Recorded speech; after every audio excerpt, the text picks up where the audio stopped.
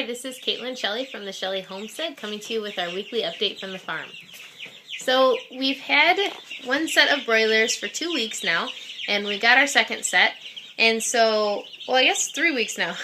And our second set is a week old, and just about. And so I'm going to show you here the difference in the size. They grow pretty fast, and so it's interesting to me to have side by side a comparison of 2 weeks difference in age. Exactly 2 weeks difference.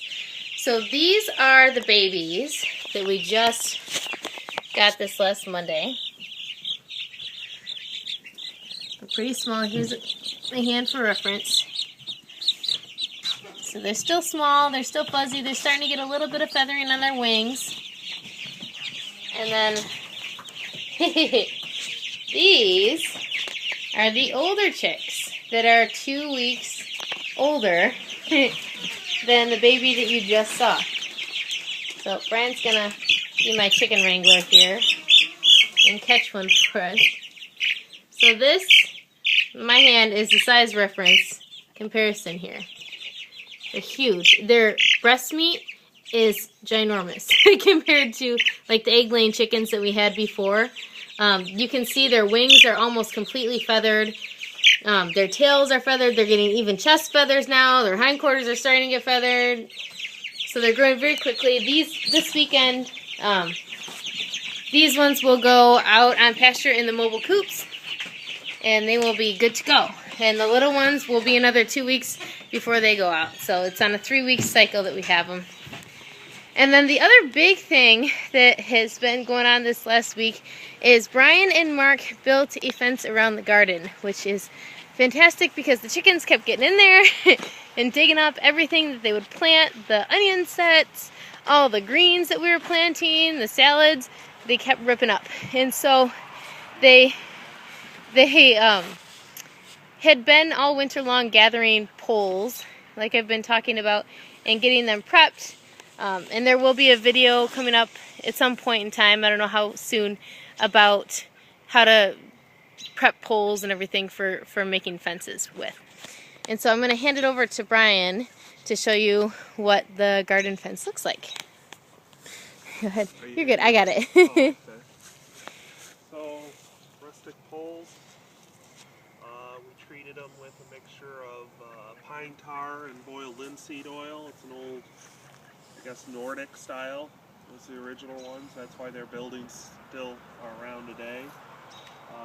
Field fencing all the way around, except for we got to build a gate here, and then we have hog panels here that then we can drop down and get the tractor in there for adding dirt to the beds as needed. Yeah. And then at some point we're going to cut the pole. We're not sure exactly if we're going to come to them all the same heights or different heights for other things. Because we talked about, I don't know if you can see in the video, in that back far, where's my finger? Right here. There's a really tall one over here, and then right across from it is another really tall one over here. And so we talked about possibly leaving those tall and running a wire between them to grow vining plants. We're thinking maybe hops or another vining plant that would do well with that kind of setup. So I think we might leave those the extra height for now until we decide for sure what we want to do. But these hog panels are a great feature because if we do need to get dirt into the beds, for instance, we have a raised bed that we're using old logs to make up over there in the back of the garden, and so that's going to need several loads of dirt. And so having these hog panels, it's really quick to get in there and use the bucket of the tractor instead of having to hand move any of the dirt from that.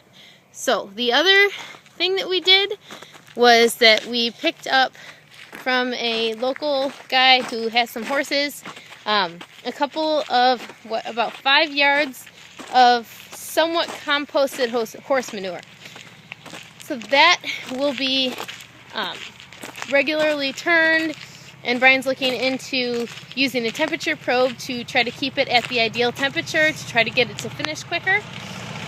So we picked up all of it and shoveled it out of the trailer, and we're really wishing that we had a dump trailer. So at some point, maybe eventually.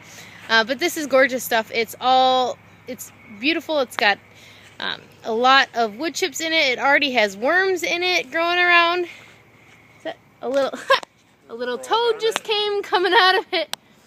So it is, I mean, it's brimming with life. So that's going to make beautiful, beautiful organic material for the garden.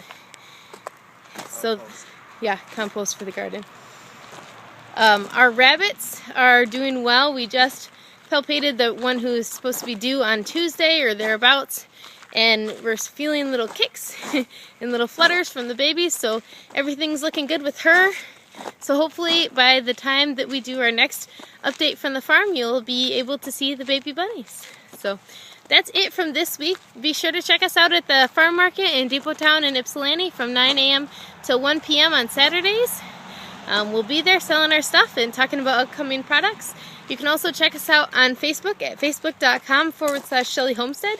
And please be sure to thumbs up and subscribe on YouTube, so that it really helps us out with publicity and just getting people aware of what we're doing and why we're doing it. So thank you so much for watching, and have a great day. Bye.